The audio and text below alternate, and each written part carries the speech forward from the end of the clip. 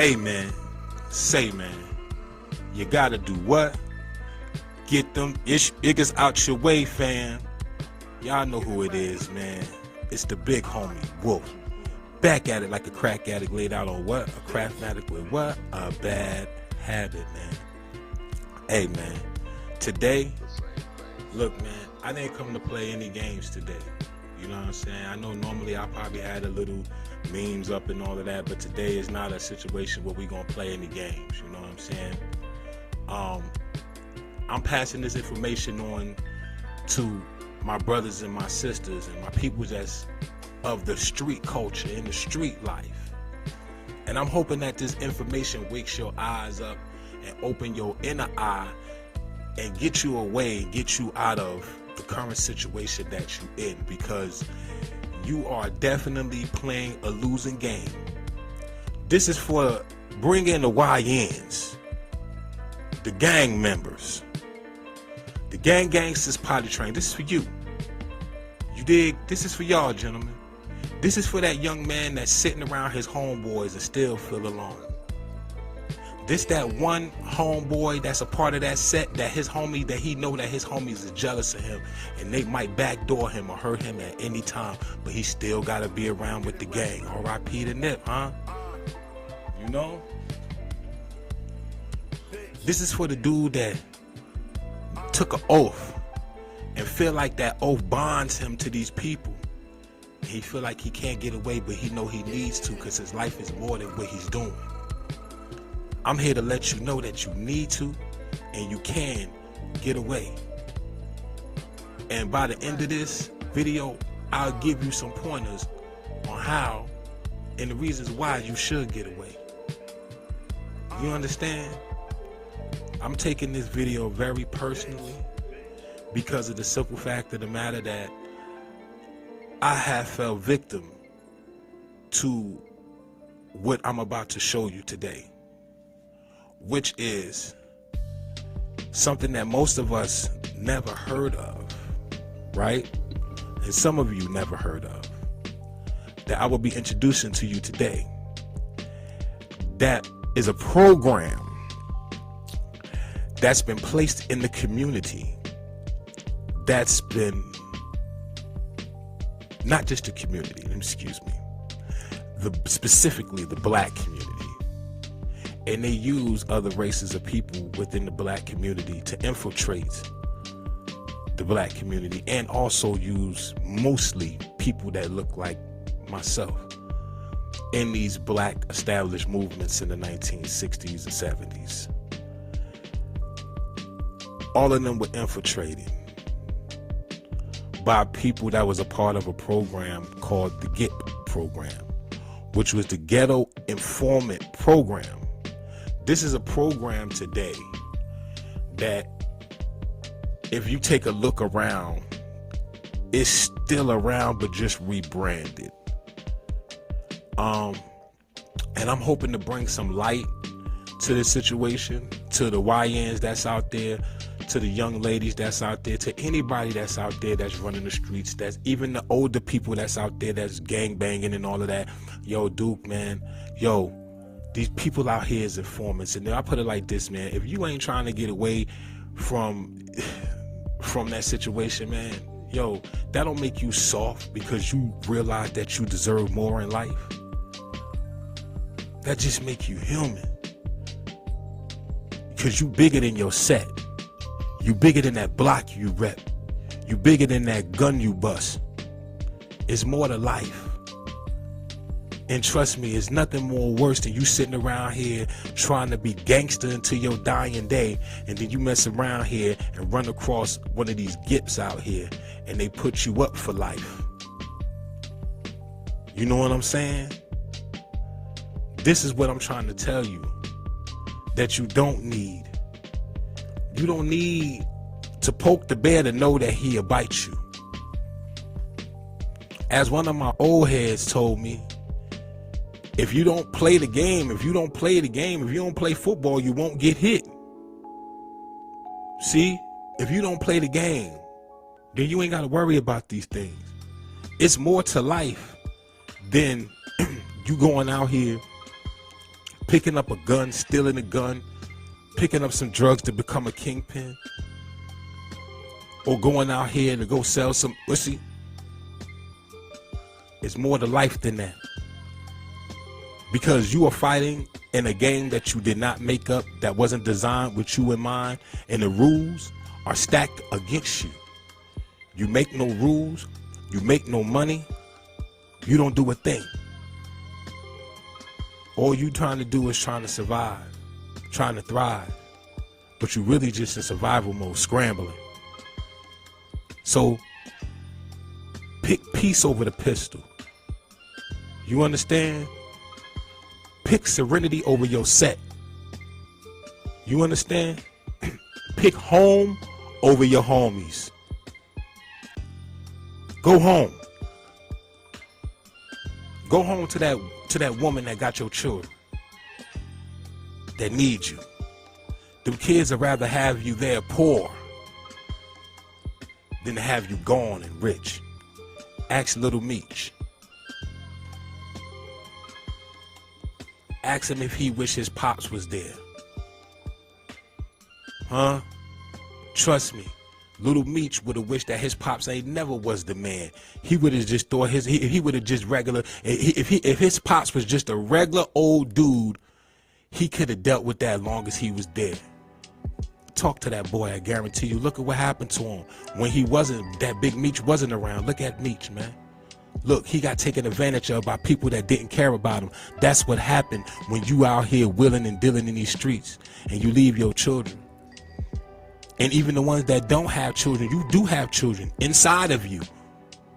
So then if you mess around here and you 18, 16, 13, 14, 15 years old and you commit a crime and get life, you know you just cut yourself off from having a lineage. Do you know how important that is? You ain't even lived life yet and got your life taken from you.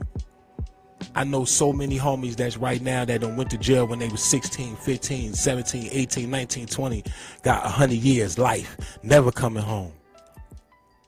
I know dudes that done went to jail, came home, went to jail, came home, went to jail, came home, and them dudes still in there doing time.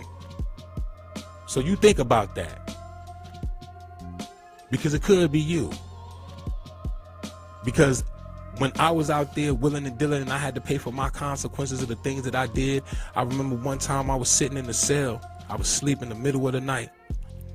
And this young boy used to run around the jail, the prison, you know, like it was a joke, because as we know, people that do time, we know with some people, the time don't hit them. You know what I'm saying? Then one day, I get up and I hear it crying on the gate. I hear just loud crying, just over everything. Like everything just got silent. It was just him just crying. Then you're like, "Mama, you're my mama." And you know what? One of them killers in there told him, "Shut the f up before I stab this out you when these gates pop." You should have thought about your mama when you killed those 3 people. You wasn't thinking about your mama when you killed those 3 people. So guess what? You in here with us now. Shut the f up and go to sleep. And stop crying on this damn gate before you have a headache in the morning. So, with that being said, young men, don't be like the 18-year-old man that I'm talking about. And I'm gonna do a reaction also to another young man that was 14, 15 years old that committed a heinous crime of murder, and it didn't hit him until it hit him.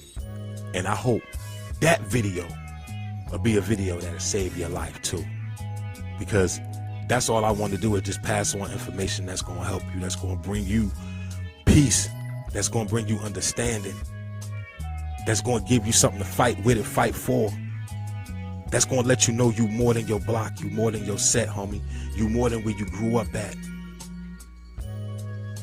Man, you made for greatness, bro. Don't waste it. Don't waste it gang banging. Don't waste it being no street rigger. Man, I watched so many brothers in the penitentiary with so much talent just gone, man. Don't be like them. And this is talking from a real nigga. You know what I'm saying? You ain't missing nothing. Trust me, you not missing nothing, homies. You ain't missing nothing. Young homie, young YN. You don't want to be a young nigga. You should be a young businessman. They should be calling you a young plumber, a young engineer, a young doctor. You understand? A young teacher. We gonna change the narrative of being a young nigga this year. With me, if any YN come over here, you gonna change that narrative. That Y is going. That Y, you could be Y. You could be the Y. You could be young, but that with that second word, what that noun gonna be. We already know what the we gonna know the noun gonna be. You know what I'm saying? And it ain't gotta be. We could be niggas on our time, but we ain't gonna be no niggas today. We gonna be businessmen, engineers. You heard? Teachers. Sure, he's gonna be mothers. You know what I mean? They're gonna be women of virtue, understanding, honorable, integrity. Men gonna be moving around here with integrity. You heard? Looking good, feeling good. That's what it's about. You understand? Don't let nobody mess around here and play with you, and let nobody trick you out of your spot, young man. Cause that's all they want to do is trick you out of your spot and put them in it.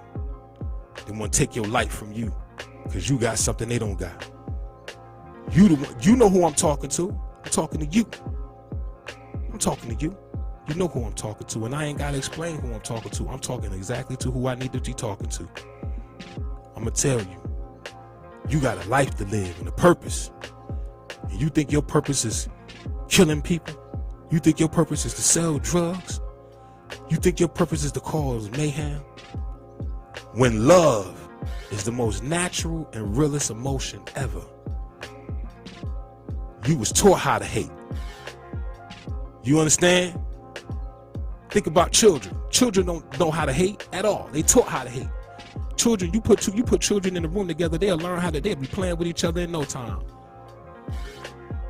But to put two YNs in the same damn block, they be ready to kill each other in no time.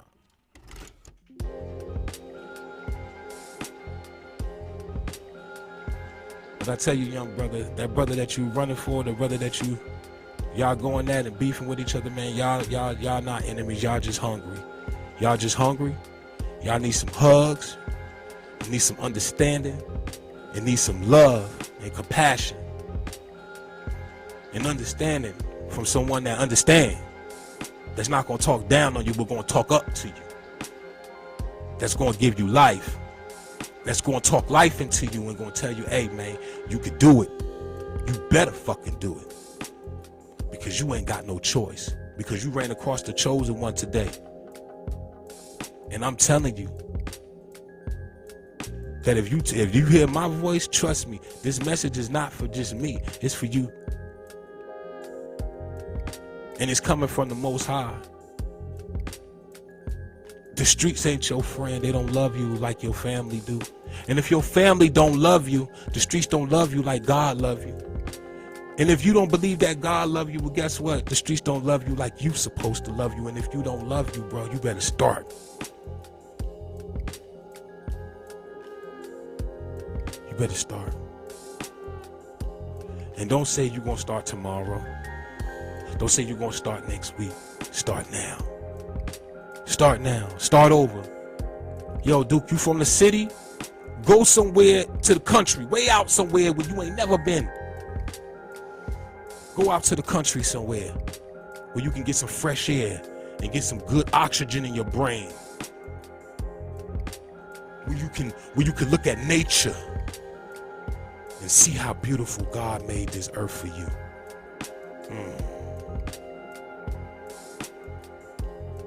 Get out that mindset of being around the set. You've been around there all your life. Go see some mountains. Go see some big old trees. Go walk some trails. Go see some animals.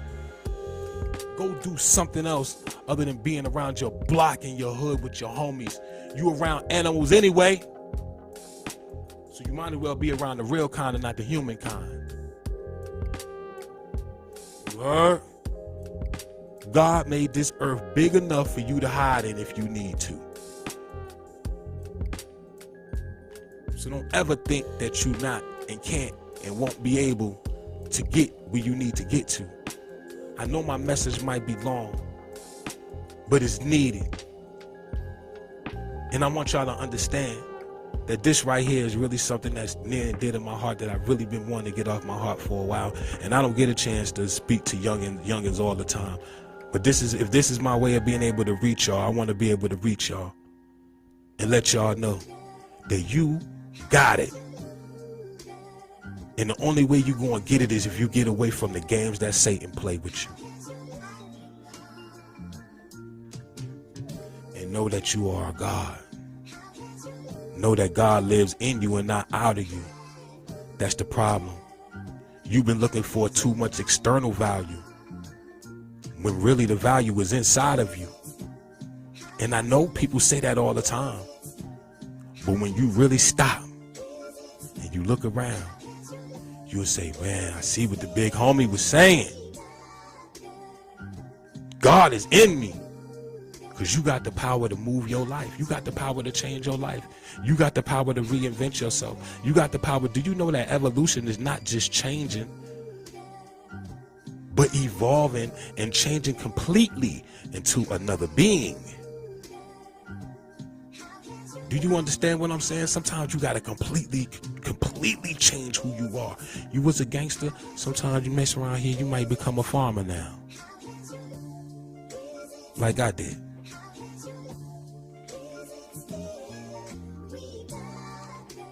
You dig? And that's way more satisfying work. I'm gonna be honest with you. I never knew how fun it would be to round up horses. I never knew how fun it would be to see horses. I never knew how much fun it would be to feed them, to walk on the land and deal with hogs and do farm work. Because I'm from the city. I'm from a city where you don't see this. You don't get a chance to experience this. But I did. And it changed my life. When I went to the mountains and I stood at the base of the mountains of West Virginia, and it made me realize how small I was and how small my problems was in the world compared to this mountain. You don't realize how small you really are in this world until you stand next to a mountain. But then your mind expands as the horizon expands, because now you're seeing different things. You ain't seeing all the city lights and smelling all the reefer and Black and Mild and Hennessy in the air. Now you can think in peace and be in peace and really find out and discover who you really are and who you really want to be. Sometimes you just gotta get away. Ooh. Sometimes you just gotta get away. Sometimes you just gotta get away. And it's okay to want to get away. You ain't no punk because you want to get away. You ain't turned your back on nobody because you want to get away. You just want better. And you know there is better. So the ones that know better, do better. And remember, you can't take your homeboys with you on this trip. This is about you. Your girl don't want to go with you, fine, leave her. But if your girl gonna rock with you, make sure that she's a good support channel for you. Make sure she ain't gonna be one of those ones that's gonna be running off her mouth and letting people know where you at. All that. But this is the messages I had to give to you. And we're gonna get into this video. I know it was like, dang, it was like a 20-minute message, man. I'm like, dang, yo, but this is my video. And the message that need to be pushed is people up here that's working, they got 2-hour videos. You know what I mean? That ain't talking about ish. I'm talking about something that's real, that's near and dear to me, that I feel as though that need to be said, and I feel as though that's going to save somebody's son's life, somebody's daughter's life. And in my eyes, If I just save one of you, I saved the whole universe. So without further ado, from me to you, we friends, so we friends to the end. So I see you at the end, my friends. The Ghetto Informant Program. How the FBI used thousands of informants to infiltrate the Black community. Thousands of informants, not hundreds, not a couple, thousands. 66 years prior to the Declaration of Independence, the Meritorious Manumission Act of 1710 was enacted in colonial Virginia. This law provided for freeing a slave for good deeds and could be granted to a slave who informed or snitched on a fellow slave who was planning a slave rebellion or to run away. Wow. So, whoa. So you telling me that snitching is based on, is the basis of snitching is based on a dude that was in slave conditions that would be quote unquote freed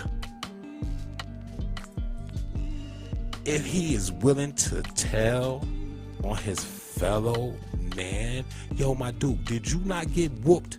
Did you not get beat? Did you not go through the same thing that they went through? Do y'all see what I'm saying, what I'm talking about right here?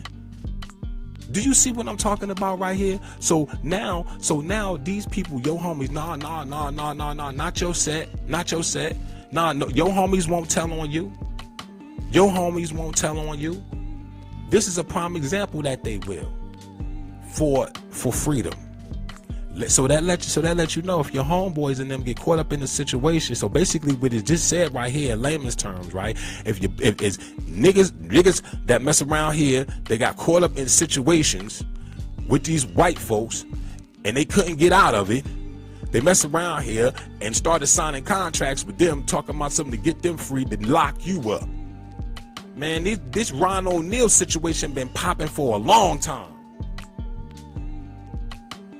And it's based on slaves being freed underneath the pretense of being freed, long as they tell on other slaves and they rebellions. Bruh, don't it sound like the modern day, hey yo, go in this gang and go find out what's going on? Yeah, and the next thing you know, the whole gang got a RICO. Crazy. And you wonder why? Because your gang is full of informants. Informants! The slave rebellions of Denmark Vesey and Nat Turner were thwarted by infiltrators. Almost every Black social movement since then has been infiltrated and negatively impacted by the use of informants.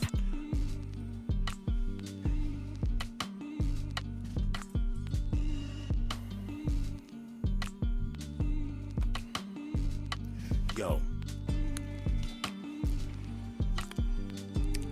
YN. Did you not just hear what this woman just said? My people in the streets, did you not hear what this woman just said? She said every organization since then has been infiltrated. Every Black organization. From fraternities all the way down to your gangs on the streets, to your little block corner boys, to your shooters. Dudes is cooperating. Oh, you want to play? Oh, you want to play around? But you still want to play around. But you still want to play in this game. You still want to be a part of this game. You want to be a part of this game. And it's a bunch of informants. The Ghetto Informant Program, also known as GIP, was an intelligence gathering operation run by the Federal Bureau of Investigation from 1967 to 1973. Into current times right now. The order for the GIP program came in from Attorney General Ramsey Clark to FBI Director J. Edgar Hoover. Its official purpose was to collect information pertaining to riots and civil unrest. Through this program, the FBI used more than 7,000 people to infiltrate poor Black communities in the United States. They used 7,000. 7,000. Look, yo, I never seen this video. I just look. I never seen this video. 7,000 people, yo. You know what they did? That's enough to spread people out and recruit other people that's already there on the ground to be working for you, so you ain't even got to be there to do the job. That right there makes no sense, man. They really put 7,000 like informants, agents out there to make sure that these black movements would not succeed, so that they can get intel on them, and it was Negroes that was giving it to them. So you gonna tell me that they did that back then and your gang ain't having that happen? No, because your man is the realest. Yo, you forgot we live in a technical age, don't you? Yo, you ain't see that video with that boy that messed around here and his father found out that he was getting paid to be a snitch, and he was like 14 years old, and he found out because he found a confidential informant payment on the boy computer. Yeah, this is going down. Kids is doing it too. Crazy. J. Edgar Hoover was convinced that race riots were on the verge of destroying communities everywhere, and that they were brewing in the black urban centers. Informants, usually black males, monitored black activists including Martin Luther King Jr., Malcolm X, Elijah Muhammad, Huey Newton, and many others. The program was targeted at those likely to have information about ghetto happenings. The recruited informants were sent to spy on people in the black neighborhoods. In the black neighborhood. So, yo, look, listen. They didn't say in the white neighborhood. They didn't say in the Asian neighborhood. They didn't say in the Turkish neighborhood. They said in the black neighborhood. So you think that they just stopped it? You really think that? You really think that? I don't think so. Yo, young blood, I suggest you do what you need to do, like I said, to get out of the street. Because if you mess around here and you decide that you want to keep on playing these daggone street games, these war games, yo, Duke, you gonna crap out eventually. Ask anybody that played dice if they ever hit snake eyes before. You gonna hit it, man. You know it's all a part of the game. It's just like when you out there in the streets, and you out there and you robbing and shooting and dealing and willing and dealing. When it happened to you, you know what I'm saying? You can't be all bent out of shape and you got to take it how you give it. But you shouldn't have to give anything. You shouldn't have to take anything how you give it anything. Pause. You know what I'm saying? But at the same time, because you out the way, stay out the way. Stay out of these people way. Stay out of the streets way. It's not for you. It's too many. Yo, you are fighting a losing game. You not only got to worry about the ops coming to get you. You got to worry about your homie being the op. You got to worry about your homie being the cop, and then the cops. Like, it's too much. You losing. These informants were listening posts, tools for blanket surveillance of a community or area. Informants reported on candy store owners, barbershops, certain churches, and African American bookstores. Damn, you couldn't even have a candy shop? Or a bookstore? You know what? Because they didn't want you to be reading. Because guess what? They already knew. Look, they get a hold of certain books and they start reading. Guess what? Them niggas gonna find their superpower. We don't want them to find their superpower. We don't need no more black messiahs, right? You want me to tell you the reason? I got another story for you people. I got another story that's gonna correlate the reason why they don't want another black messiah. It's a man that was born in Africa. His name I will not put out there and discuss right now because I would do the reaction to it so that I can educate you further. But just let me give you the story is that he was supposed to have been the second coming of Jesus, right? And this is around this time. This is around this time when all of this Black Panther, all of this Black Panther stuff. I'm gonna bring this right here, this time and era. I'm gonna take another reaction And I'm gonna let you see how the reason why they said they didn't want another black messiah, specifically a black messiah, right? Because this man was said to be the second coming of Jesus, right? And what happened was they was trying to kill this man. The Belgian army was trying to kill him. The Portuguese, the French was trying to kill him. But every time they would kill him, he would rejuvenate himself in real life. So the black people looked at this man as the black messiah. And this is exactly around the same time of the Black Panther movement. This man was still alive and doing these miracles, healing people, all types of stuff that Jesus was doing, this man was doing that looked like us, right? And the reason why they said they didn't want another black messiah, and they was going after reading books because they didn't want black people to start reading no books or find out the books that this man was reading and start reading them and become like him, because they was trying to kill him, but they couldn't kill him. And see, like I said, I'm gonna break down that story, and I'm gonna give y'all the whole breakdown of that. This is gonna be like a whole series that's gonna lead into a whole bunch of others. You know what I'm saying? I'm gonna give you this one, then I'm gonna give you the one with the youngin, and then I'm gonna give you the one that's gonna correlate to the Black Messiah. The reason why J. Edgar Hoover said during this time that they didn't want a Black Messiah. So you could get the deeper information, the esoteric information, the deeper information from the information that's out there about this man. Because yeah, man, it's something that's really special. And then you will see the reason why J. Edgar Hoover said at this time that they didn't want no more black messiahs. GIP operated with no oversight from courts or Congress. One of the first major projects involving the Ghetto Informant program was Operation POCAM, the FBI's effort to monitor and disrupt the 1968 Poor People's Campaign. FBI agents posed as journalists, used wiretaps, and even recruited some of the recruiters as informants. A March 1968 memo. Whoa. So, like I said,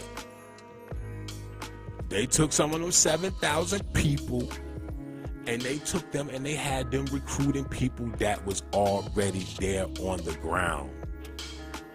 So they was recruiting the recruiters that was recruiting for the black movement or whatever movement they was with. So they recruited them to the FBI recruited them to get information. Wow. And they went for it. Wow. Stated the program's goal was to prevent the coalition of militant black nationalist groups, to prevent the rise of a black messiah who could unify the militant black nationalist movement, to prevent militant black nationalist groups and leaders from gaining respectability by discrediting them to both the responsible community and to liberal sympathizers. So basically they just sat around here and just pushed a bunch of daggone propaganda. Like they do today on black folks. That's what they do. That's what they do to all our greats. They mess around here, they do a smear campaign on them in public. Y'all believe the crazy mess because y'all don't drink. Y'all drink because y'all drink of the cup of manipulation quickly and don't think nothing about it. You just take it for face value because it was said. And then that right there, man, it just messes up everything, man. You know what I'm saying? Because we don't have people that's willing to go out here and really go and think for themselves and go and be able to think beyond what's being told in front of them and who telling them. You know what I mean? Like I said, they just pushing propaganda. That's it. It also aimed to prevent the long-range growth of militant black organizations, especially among black youth. Informants were asked to keep tabs on gang activity, to follow ex-convicts, and then warn the FBI if anything was about to go down.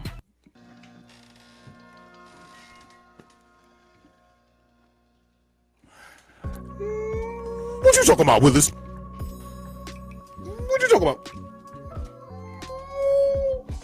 Who know what you talking about? What did I just say? Did I just say that? What did I just say? No, it ain't my, hey, look, homie, it ain't my set, blood, it ain't my set, Crip, GDBD, it ain't my set. Christ, Lord, and Stone, it ain't my set. not my set. My set ain't infiltrated. Did the lady just not say that all, not 1, 2, 3, all of these gangs have been infiltrated? And the FBI had these agents in these organizations to keep tabs on them to make sure to find out if there was going to be any uprising. So they just was trying to make sure that you niggas was still staying in place. Oh, they wanted to make sure you niggas wasn't getting out of line. And they used other niggas to do it and promised them freedom. And they went for it, just like the niggas in slavery. That's what happened when you dealing with people that don't love they people. No matter what condition we in or was in. That's one thing about it. You couldn't have another white man. I don't care how friendly that white man is with you. You can't get him to infiltrate his biker crew and get information on the Hells Angels. I guarantee you, a black man won't be able to persuade no Hells Angels to go in there and get information for him. But let some white man come through here with a little bit of trinkets and a bone and a biscuit for one of you niggas, and you'll mess around here and set your whole block up. At least 67 informants were members of the Black Panther Party, who were tasked with spreading disinformation on the Black Panthers, as well as sending reports to the FBI. Like I said, they was propagandering everybody. Lying, and reporting the truth to the FBI. Let's take a look at a few well-documented informants. The Marcus Garvey Must Go campaign. When Marcus Garvey first arrived in the United States in 1916, he quickly found his way to many of New York's most prominent black radical activists and that motherfuffer Randolph Wormley and that motherfuffer no good motherfuffer W.E.B. Du Bois. Yeah, these the three musketeers of being ain't-ish. If you want to look at a motherfuckers that ain't ish to the black community, yeah, that treated the black community like ish and ain't give a fuck about us, yeah, these the three musketeers. These are some niggas that you don't want to be like. But guess what? These are the kind of niggas that's in your crew.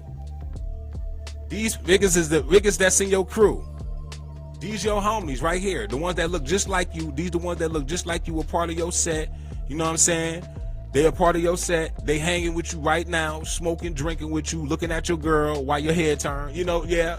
My bad for telling you that. You know what I'm saying? Watch your niggas. Watch them. You gotta watch them. You know what I'm saying? Because with your girl around, they be looking. Trust me, they be looking.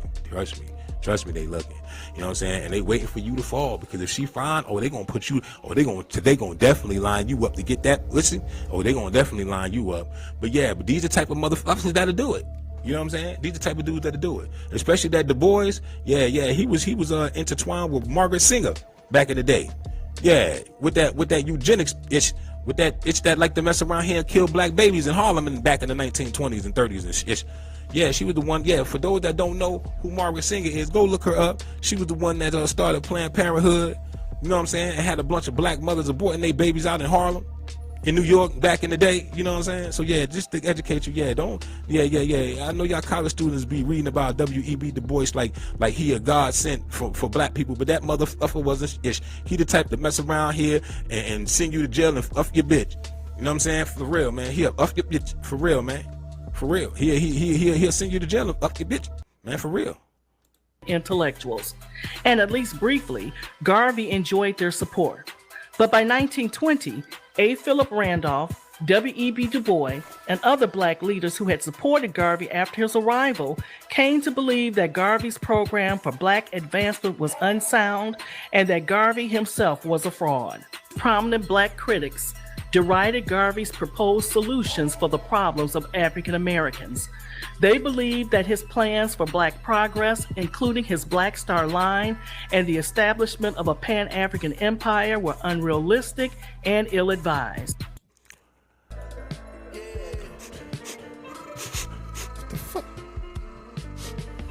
Damn. Y'all don't smell that?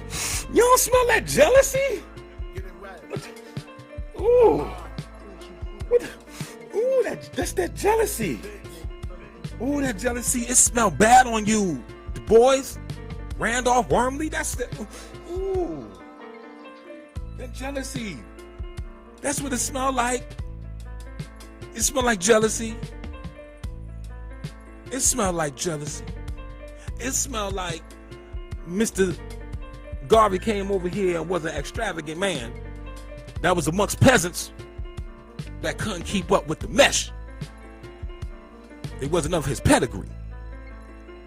And then, since they couldn't beat him or join him, they decided to destroy him.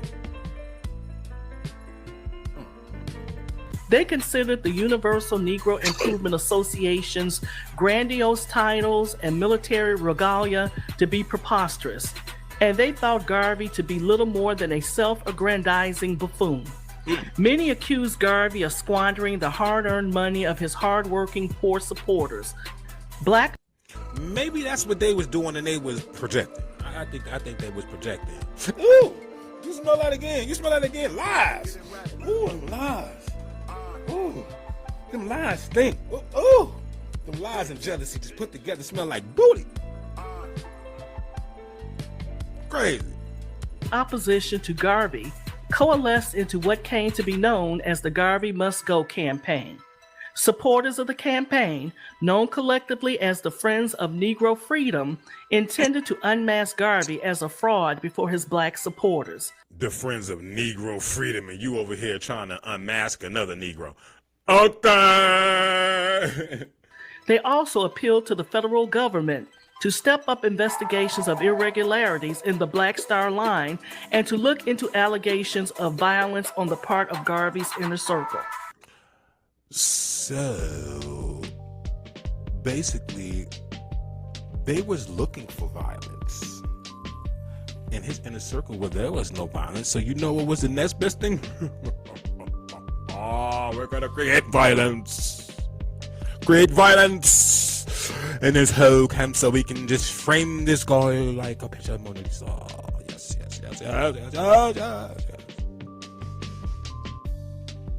That's what they did. They framed this man. They gave this man, look, they framed this man to do work. Look, he was doing his work, doing his God-given deeds, and then you had some niggas that look just like him, or supposed to be like him, mess around here and take his daggone head off for no damn reason. And it don't make any sense to me. It just don't make any sense to me. As a man, I don't understand. How could you do that? If you jealous of the man, like, just don't deal with him, man. Like, I don't understand how you could. Those dudes with 3 females. They act like issues. That's some ish. That's some ish that women do. Be around men. Don't hang up. Real men. If we don't like you, first of all, real men ain't gonna be jealous of no other man about nothing. Like, you ain't gonna be jealous. That ain't gonna happen. Like, but if we don't like it, we're not gonna be around you and trying to be all cool with you and trying to sabotage you. A real man is gonna get the heck away from you. That's a fact. James Wormley Jones was a Black police officer and the first Black FBI special agent who went undercover to take Garvey down. The first undercover nigga that wasn't ish. Remember his name. Cause those are your homeboys. That's who you need to name your homeboys after. Them dudes that be in the gang with you, that you be running around with, that swear to God that got your back, and they ain't on to ish, and you ain't on ish either, because you listening to them and thinking that they love you. And the only thing they doing is just waiting for the right time to knock you off, because they don't want to go to jail for a traffic ticket. So they give you life. His information was the nail in the coffin J. Edgar Hoover needed to arrest Garvey. On November 19, 1919, Jones was appointed as the first African-American special agent by A. Bruce Beluska, who at that time was the director of the Bureau of Investigation. Soon after he joined the organization, the name was changed to the Federal Bureau of Investigation and was headed by newly appointed director J. Edgar Hoover. That no good, motherfucker. Jones's first undercover assignment came in 1921 when he infiltrated the African Blood Brotherhood, a secret armed African-American black liberation group headquartered in New York City. While working with the FBI in New York City on the African Blood Brotherhood, Hoover assigned Jones to infiltrate Marcus Garvey's Universal Negro Improvement Association. The information Jones provided to the Bureau would help lead to the arrest of Garvey on mail fraud charges. So they sent in white boys to do the job, couldn't get the job done. So they messed around here and had to have a nigga that looked just like him to come in and get the information that they quote unquote needed, which was more than likely lies. That they had this nigga say, cause these men up here, look at the nose on these men. The nose on these men tell me straight up and down that they don't have no truth found in them, and they'll sit around here and they're allowing that black man right there. You know what I'm saying? Just like they allowing me, they allowing you. And it's all racism, and it's all based out of racism. And you think that it's 2025 and it's not going down right now? You foolish. You foolish. What? Somebody baking? I smell a sweetie pie over here that don't believe nothing until the cake is baked. Garvey was in prison for 3 years and then deported from the United States, never to return. Richard Aoki gave the Black Panther Party some of its first firearms and weapons training, which preceded fatal shootouts with Oakland police in the turbulent 1960s. Aoki was also an undercover FBI informer. Wait. That's dude mindset like a motherfucker. So you had this Asian dude that infiltrated the Black Panther Party, taught them weapons training, right? But he was an FBI informant. Was he like instead of being like the spook by the door, was he like the Wong? Was he like the Chung Li or like the Wong Chi by the like the Chi by the door? Was he like the Chi by the door? Since he Asian, like he like the Chi by the door. Was he like the Chi? Cause like, you know, I'm just wondering. You know what I'm saying? Like, cause like he taught them weapons training, but he was an FBI agent. You know what I'm saying? That's like, dude, that's crazy. That's crazy too. But so more than likely, he probably was reporting on them too. And that just goes to show you how wicked these motherfuckers is, man. They'll mess around here and teach you weapons training, give you weapons and all of that, and still knock you off. Dang, they ain't learned nothing. Them dudes in the 80s ain't learned nothing from the 60s and 70s, dude. They ain't learned. Then they find out that the CIA was supplying Rick Ross and all of them over there in LA with crack, the fund the war and Contra and all of this stuff, that and another. And then when they got tired of them, they knocked them off. They didn't learn nothing from that. They just wanted the money. You know what? I understand, but I don't understand. They should have known better. You had a front row seat to see what was going on. They gave them guns and then arrested them. So you think they ain't gonna give you drugs and then come get you? Don't make any sense, man. You gotta make sense to me. Unbeknownst to his fellow Panther activists, Aoki served as an FBI intelligence informant, covertly filing reports on a wide range of Bay Area political groups. He committed suicide in 2009 after a long illness. As he should have, with his telling ass. Photographer Ernest Withers captured some of the most iconic images of the civil rights era. But Withers was also an FBI informant, funneling information to the Bureau about the civil rights movement and its leaders. Withers documented the civil rights movement from the beginning, covering pivotal moments such as the murder of Emmett Till in 1955 and the Little Rock School integration showdown. He came to be so familiar and so trusted to Dr. Martin Luther King Jr. and other leaders that he sat in on their strategy meetings. Yo, this motherfucker was worse than a TMZ. yo, I would be like, yo, dude. After a while, after maybe like the first time, I'd have been like, all right. But like after like the second or third time, I would have seen him around some major ish. I'd have been like, yo, dude, what the f is up with you, bro? Every time somebody get knocked down, you around. Yo, something wrong with this dude, man. Like, yo, ain't nobody. Everybody was just caught up in the heat of the moment, I guess, huh? There wasn't nobody paying attention, huh? Nobody wasn't paying attention. Everybody was just high, huh? Everybody was just high. We gonna blame it on the alcohol. What we gonna blame it on? Because you gonna tell me that this man messed around here and got so comfortable with this man that he let this nigga that was working with the FBI into his daggone establishment. Hey, yo, if they didn't come with you, then they can't run with you. If they not really day one homies, like you really know these day ones, and even your day ones, they'll knock you down. They'll knock you down, man. This white man come to them and say, yo, man, I give you 10 million, knock your homeboy down. Yeah, he gonna take that. You knocked down. You know what I'm saying? For 10 million, for your homeboy. Man, what? They paying them. They paying them to man, your homeboy. Man, your homeboy be at home with a daggone Google email full of daggone payments from the FBI, and you be sitting up here thinking that he a gangster. He spied on not only black civil rights activists, but on those who supported the Memphis-wide strike by sanitation workers and political candidates, recording their car license plate numbers for the FBI. Withers also helped the Bureau to break a militant black group called the Invaders, which had a following in Memphis in the late 1960s. He was the perfect source for them due to having the ability to go everywhere with an obvious professional purpose. So they messed around here and they used this dude they turned this dude out to be an informant because he was a photographer and could go any and everywhere.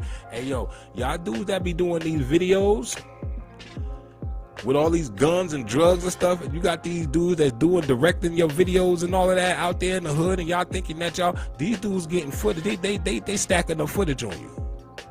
They stacking up footage on you. Did they not just tell you that? They stacking up footage on you. Your cameraman could be an FBI agent. Your cameraman. Your cameraman. Your homeboy that's the cameraman, yeah, he could be an agent. Yep, sure can. Yep. Did they not just tell you that? Yeah, them dudes you clicked up with on the other side, yeah, they got a couple informants in there. Yeah, oh yeah, you got one too. You don't know it? You don't know? Oh, you ain't know. Oh, okay. Well, you gonna find out. What is it? You gonna learn today. For real. William O'Neal became infamous in 1973. This motherfucker right here is the worst kind of motherfucker to have in your crew. Okay? This motherfucker right here, telling you, he messed around here and stole a car, went across state lines, messed around here and caught a federal charge for a stolen car. The FBI came to this man and told him, if you don't mess around here and work for us to knock off, how the heck do you go from a federal stolen car charge to becoming a FBI agent, a snitch, a GIP, right? And infiltrating an organization and getting not only yourself knocked down, but also you get a bunch of other great men knocked down way before you did, and you gave up information upon information, and these men trusted you. All because, see what I'm saying? That's the reason why I said your homie will set you up for a car ticket. This was the reason why I said that, because of William O'Neal. Know what I'm saying? Rest in peace to this nigga. When his role in the 1969 raid in which Black Panther leaders Fred Hampton and Mark Clark were murdered was revealed. O'Neal was a Panther insider to the point where he was in charge of security for Hampton and possessed the keys to Panther headquarters and safe houses. At the same time, he was serving as an informant for the FBI. Among the information O'Neal fed his FBI contact was the floor plan of Hampton's West Side apartment that was used to plan the fatal raid where they were shot and killed. Yo, so This dude is the reason why that Fred Hampton is dead today, because this dude was trusted to go into Fred Hampton's home, watch after him, protect him, because this brother man, Fred Hampton, thought that this other man was his friend, was his brother. And thinking that this was his homie, now he could trust his homie, he let him into his home. And then with that being said, his man was getting the layout plan of his crib so that he can have them people come in there and kill Fred Hampton. But I'm gonna do a reaction to the interview of William O'Neal coming soon. And the reason why I didn't want to say the other dude's name, because I didn't want to like slaughter his name. I didn't want to slaughter his name. I remembered it, but I just couldn't say it because it's like one of them long African names, and I didn't want to like slaughter that man's name. So that's why I said I'll come back and give it to you, so I'll be able to, you know, give you the right information, and I don't want to give you the wrong information. But yeah, man, this is what they'll do to us, yo. This is what they'll do to us, yo. Our own kind for the white man. You know what I mean? And that's not a racist statement. That's a real statement. Because this is purity, video, and historical evidence of what racism looks like in our country and what it looks like when a black man is racist against his own kind and will set up his own kind just to get out of trouble because he can't deal with the consequences of the life he chose. O'Neal committed suicide in 1990 by jumping into traffic on a Chicago expressway. As he should have with his telling ass.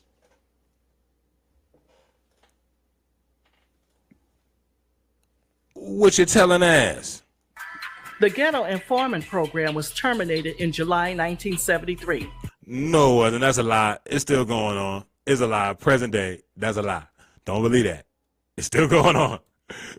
Informants were either reclassified or discontinued. FBI surveillance in the style of the Ghetto Informant program has continued through this present day as COINTELPRO, right? Ghetto Informant program has continued through this present day as COINTELPRO. COINTELPRO. Huh? So y'all want to play around, man? Y'all still, after all this information that I just gave y'all still want to play around? All right, yo, you can go ahead and go out there and do what you want to do. Hey, look, man, I gave it to you straight up and down on the plate for you to be able to eat, man. And I made it well done, like how you like it. You know what I'm saying? So, yo, that's all I could do for you, man. You know what I mean? I'm going to come back with the video of the 18-year-old, you know what I'm saying, that ended up committing a murder, and he ended up catching some time, man, and his life was over. I just want y'all to be able to see this. If y'all did get a chance to see this, man, you need to see this so that you can get a reality check. It's not nothing to glorify. It's nothing to glorify at all. It's really a sad situation, yo, that your young man got his life ruined, and the other young man life is gone. It's not something that's a good situation. And I wanted to bring light to the YNs, to the young men and women that's out there that got minds on them, that know they need to make changes, and they know they need to make changes fast. And I'm hoping that they do, and I'm hoping that my videos and my inspiration will help with that process. And I will also be bringing you the video of the gentleman that I told you about, the reason why J. Edgar Hoover said that they don't want no more black messiahs specifically. Okay, and y'all gonna be really interested in this one. I'm gonna put this coalition together for y'all, and y'all gonna be like, oh, I see why he said they don't want no more black messiahs, because of, once you see the whole story of what's going on, then you'll be able to understand. But from me to y'all, man, y'all said I'll see y'all in a minute. Y'all already know what it is, man. It's always respect, love, and loyalty at all times. You heard? Peace.